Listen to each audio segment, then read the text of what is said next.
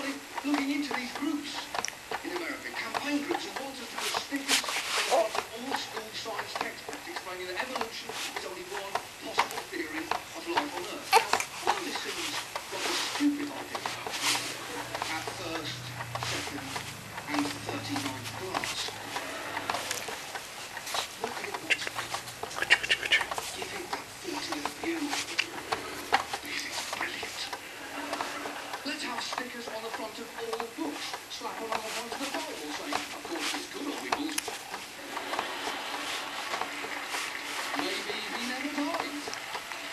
Perhaps he opened the donkey sanctuary. He had a clear bond with donkeys. Or slap on the front of the theory of gravity. Look, it's just one man's opinion. Maybe we can all fly. I can't believe this.